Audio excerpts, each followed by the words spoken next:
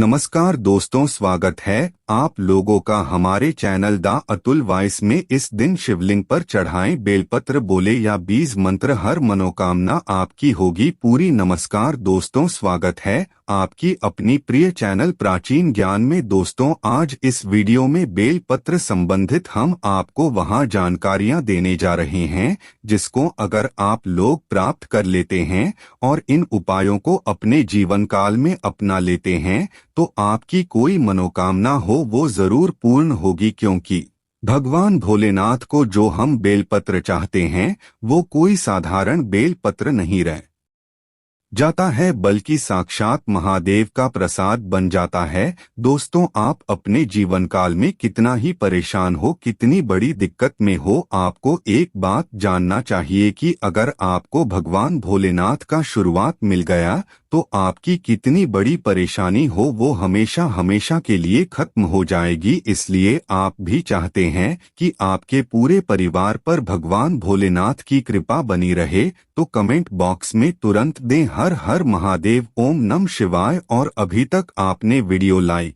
नहीं किया है तो तुरंत ही वीडियो को लाइक कर दीजिए। दोस्तों, ध्यान रखिएगा, धर्मशास्त्र के अनुसार बेलपत्र 1 महीने तक बासी नहीं माना जाता है। इसका प्रयोग आप बार बार कर सकते हैं, जिसका मतलब ये है कि देखिए होता क्या है कि भारत के कई गांवों में, कई कस्बों में जहां शिवालय है वहां पर बेलपत्र इतनी आसानी से नहीं मिलता है, तो वहां पर लोग यही करते हैं कि भगवान भोलेनाथ को जो बेलपत्र चाहते हैं वो बार बार धोकर के चढ़ाते हैं। और ये गलत नहीं है, ये ऐसा आप भी कर सकते हैं। अगर आपके होता नहीं है तो दूसरा, भगवान भोलेनाथ को बेलपत्र चढ़ाने के पीछे एक बहुत बड़ी पौराणिक कथा है जो आपका जाना बहुत ज्यादा जरूरी है।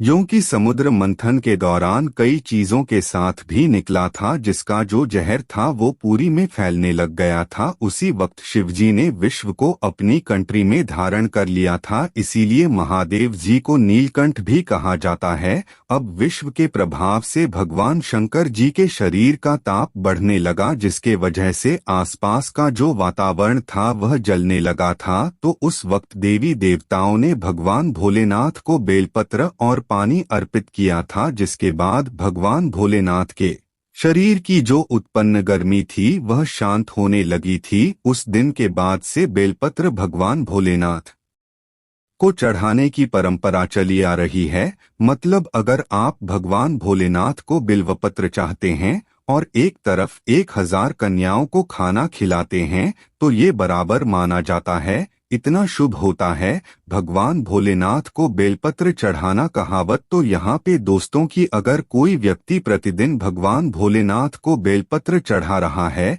तो उसका काल भी कुछ नहीं बिगाड़ सकता, जैसा हमने आपको स्टार्टिंग में ही बता दिया था दोस्तों की भगवान भोलेनाथ बहुत ही भोले हैं। वो किसी भी व्यक्ति की हल्की सी पूजा से, साधना से प्रसन्न हो जाते हैं। लेकिन एक बात का ध्यान रखिएगा और सावधान हो जाइए, क्या अगर आप भगवान भोलेनाथ के सामने गलत तरीके की पूजा करते हैं तो दोस्तों मान के चलिए आपको भगवान भोलेनाथ का क्रोध भी झेलना पड़ सकता है। तो बेलपत्र जो होता है दोस्तों वो भगवान भोलेनाथ को चढ़ाने का बहुत ज्यादा शुभ है। लेकिन बेलपत्र कुछ आप दिन ऐसे हैं जब नहीं तोड़ सकते हैं। जैसे किस किस दिन आप बेलपत्र नहीं तोड़ सकते, तो कुछ खास स्थिति है जिनका आपको ध्यान रखना होगा। कहीं लिख लीजिए, अष्टमी, नवमी, 10वीं, अमावस्या और पूर्णिमा, इस दिन आप बेलपत्र नहीं तोड़ सकते हैं। बेलपत्र भगवान भोलेनाथ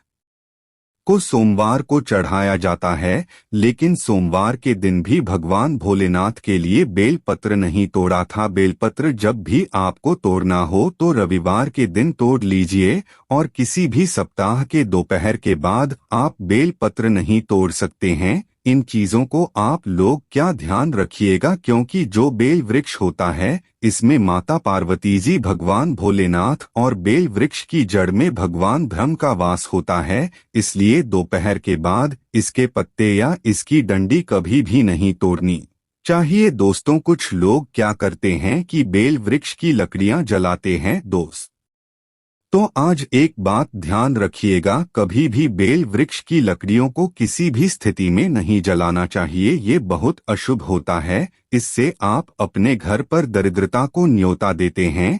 ये बातें आपको कहीं भी जाने को नहीं मिलेंगे जो आज आपको हम बताने जा रहे हैं। यकीन मानिए दोस्तों, आपने बेलपत्र के वहाँ उपाय कर लिए जो आपको हम बताने जा रहे हैं। आपके घर में सुख समृद्धि का वास होगा। आपके जीवन काल में जो धन आना बंद हो गया था उसका आगमन वापस से चालू हो जाएगा। आपके घर जो घर के बच्चे हैं वो विद्वान बन जाएंगे। आप अगर किसी रोग की वजह से बहुत परेशान थे, टूट चुके थे इलाज करा करा के, तो उस तरीके के रोग से आपको छुट्टी मिल जाएगी। दोस्तों, आखिर बेल वृक्ष और बेलपत्र की उत्पत्ति कैसे हुई थी? सबसे पहले तो आप ये जान लीजिए। देखिए, इस स्कंद पुराण के अनुसार पार्वती जी के कुछ पसीने मंत्राचल पर्वत पर जा गिरे थे, जहाँ से एक पौधा हुआ था जिसको बेल वृक्ष कहा जाता है। और बेल पत्र के हर पत्ते में भगवान भोलेनाथ का वास होता है। देखिए दोस्तों, होता क्या है कि शायद ये बात आपको ना पता हो कि एक के व्यक्ति के जीवन में जो भी परेशानियां आती है, बीमारियां आती है, रोग आते हैं, वो 3 तरीके के दोषों से आती है। वो कौन कौन से दोष है? वास्तुदोष, पितृदोष और का प्रदोष। ये 3 ऐसे दोष है जो आपके जीवन काल में परेशानियों का भंडार लगा सकते हैं। लेकिन हिंदू पुराणों में साफ साफ कहा गया है, प्रतिदिन कोई व्यक्ति बेलपत्र खा रहा है तो उसको इस प्रकार के दोष लग ही नहीं सकते। और प्रतिदिन ना छोड़ के अगर सप्ताह के सोमवार के दिन भी आप शिवलिंग पर चढ़ी बेल पत्र खाते हैं तो दोस्तों, पितृदोष, कप दोष और कोई भी दोष हो वहां आपका एक कुछ भी नहीं बिगाड़ सकती। तो दोस्तों, अगर आप चाहते हैं कि आपके ऊपर महादेव का आशीर्वाद बना रहे, आपके ऊपर कभी कोई दोष ना लगे, तो आप लोग सोमवार के दिन बेलपत्र जो शिवलिंग पर चढ़ाई जाती है उसको जरूर खाया कीजिए। अब देखिए दोस्तों, मान लीजिए आपको रक्त संबंधित कोई बीमारी है, रक्त संबंधित कोई परेशानी है, दिक्कत है, तो आपको यह करना चाहिए कि 1 महीने तक लगातार बेलपत्र खाना चाहिए। अगर आप 1 महीने तक बेलपत्र खा रहे हैं तो ये साइंस की लैंग्वेज में भी कहा गया है कि ये बहुत ज्यादा फायदेमंद होती है। रक्त संबंधित जितनी भी परेशानी होती है वो खत्म हो जाती है। आप चाहते हैं कि आपका ब्लड प्योर हो जाए, आप चाहते हैं कि आपका जो रक्त एकदम साफ हो जाए, तो आपको बेलपत्र जरूर खाना चाहिए। शायद ये बात आपको ना पता हो, विदेशी लोग जो होते हैं दोस्तों भारत से बेलपत्र ले जाते हैं क्योंकि विदेशों में बेल वृक्ष जल्दी उगता नहीं है। भारत से बड़ी मात्रा में बेलपत्र ले जाते हैं और अपनी दवाइयों में इसको डालते हैं। जो बड़ी बड़ी बीमारियां होती हैं उनकी जो दवाइयां बनती है उसमें बेलपत्र का इस्तेमाल होता है। दुख की बात यह है दोस्तों की विदेशी लोग जहां पर हमारे भारत की औषधि का इस्तेमाल करते हैं, हमारे जो लोग हैं, खुद के लोग हैं, उनमें सारी जानकारियां विलुप्त होती चली आ रही है। हमारे भारत भूमि पर ऐसे ऐसे पौधे उगते हैं जिसके बारे में कोई ध्यान नहीं देता है और इसी का इस्तेमाल करके विदेशी लोग कितना आगे बढ़ जाते हैं। इसलिए दोस्तों, अगर आप लोग ऐसी प्राचीन जानकारी जानना चाहते हैं, पाना चाहते हैं, तो चैनल को सब्सक्राइब करना मत भूलिएगा। तो मान लीजिए दोस्तों, आपका दुर्भाग्य आपके पीछे पड़ गया है और आप टूट चुके हैं अपने दुर्भाग्य की वजह से। देखिए होता क्या है दोस्तों, हमारे जीवन काल में जो दुर्भाग्य हमारे पीछे पड़ जाता है तो हम किसी भी कार्य को करेंगे, काम को करेंगे, वो पूर्ण हो ही नहीं सकता। आप कितनी मेहनत कर लीजिए, परिश्रम कर लीजिए, आपको उसका फल मिल ही नहीं सकता। तो ऐसे में आपको क्या करना चाहिए? हिंदू पुराण के हिसाब से एक बहुत ही आसान तरीका बताया गया है जिसका आप बेलपत्र के तरीके से करते हैं तो मान के चलिए आपकी हर परेशानी, कष्ट हमेशा के लिए खत्म हो जाएगी। आपका दुर्भाग्य आपका पीछा छोड़ देगा। आपको 3 हफ्ते लगातार ध्यान दीजिएगा, 3 हफ्ते लगातार हर सोमवार को किसी भी शिवालय जाकर के बेलपत्र 7 बजे से पहले चढ़ा देना है। अगर आप इतना करते हैं, ओम नमः शिवाय का जाप 1001 बार करते हैं, 3 हफ्ते के बाद आपका जो दुर्भाग्य होगा वो भाग्य में बदल जाएगा। ये बहुत सरल से उपाय दोस्तों, यह उपाय करके आप अपने जीवन काल की कई तरह की परेशानियों को समाप्त कर सकते हैं। दूसरा, मान लीजिए दोस्तों कि ऐसा हो रहा है कि आपकी नौकरी नहीं लग रही है, आप नौकरी के लिए बहुत परेशान हो चुके हैं, टूट चुके हैं, तो ऐसे में आपको क्या करना चाहिए? देखिए, जो क्रिया साधना हम आपको ये अगर आपने कर लिया तो आपकी नौकरी लगना तय है। हम ये नहीं कह रहे हैं कि आप नौकरी की तैयारी नहीं कर रहे हैं, आपकी नौकरी लग जाएगी। हम ये कह रहे हैं नौकरी की तैयारी कर रहे हैं, नौकरी नहीं लग रही थी तो नौकरी लग जाएगी। 1 महीने के लिए आप तामसिक भोजन छोड़ दीजिए। तामसिक का मतलब शायद न जानते हो, नॉन वेज हो गया, शराब, मदिरा, गुटखा, पान मसाला। 1 महीने प्रतिदिन मतलब 30 दिन लगातार आप जाइए, प्रतिदिन 3 पत्ते वाला बेलपत्र भगवान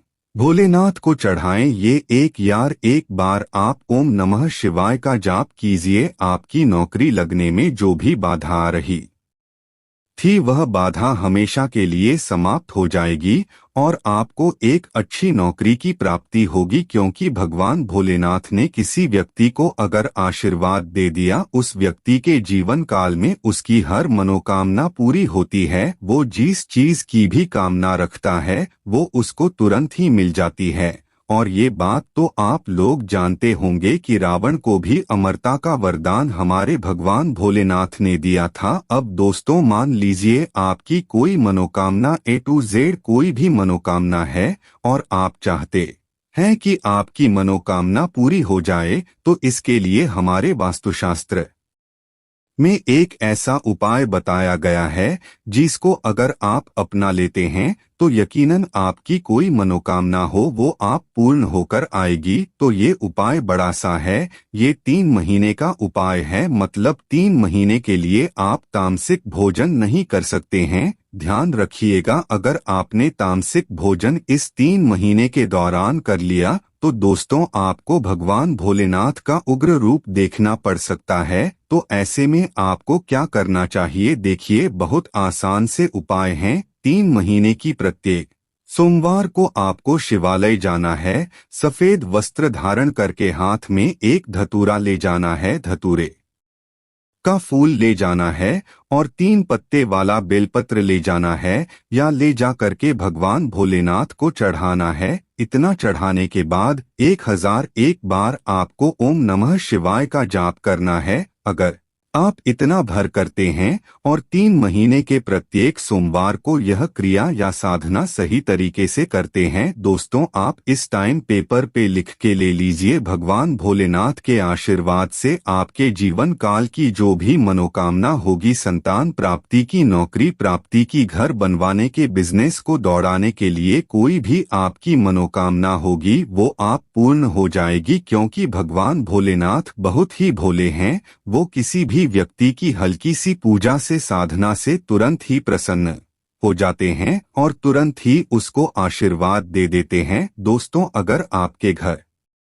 में कोई रोगी है जिसको ऐसा कोई रोग लग गया जिसका इलाज कराकर थक गया है, उस व्यक्ति को अगर प्रत्येक सोमवार को बेल पत्र देना चालू कर देते हैं तो उस व्यक्ति के ऊपर कोई भी काला जादू होगा, काला बंधन होगा, काली शक्ति होगी, कोई भी ऐसी चीज होगी जो उसको परेशान कर रही होगी, वो हमेशा के लिए खत्म हो जाएगी। क्योंकि आप भी जानते हैं भगवान भोलेनाथ से कई जो बड़े काल होते हैं वहां तक डरते हैं। तो अगर ये सब पूजा साधना क्रिया आप बेल पत्र के द्वारा भगवान भोलेनाथ के लिए करते हैं, निश्चित रूप से दोस्तों आपको भगवान भोलेनाथ का जहां पर एक तरफ आशीर्वाद मिलेगा, आपके जीवन काल की जितनी भी परेशानियां हैं वो खत्म होती चली जाएगी। इसलिए अभी तक अपने वीडियो को लाइक नहीं किया है, लाइक करके कमेंट बॉक्स में तुरंत लिख दें ओम नमः शिवाय, हर हर महादेव।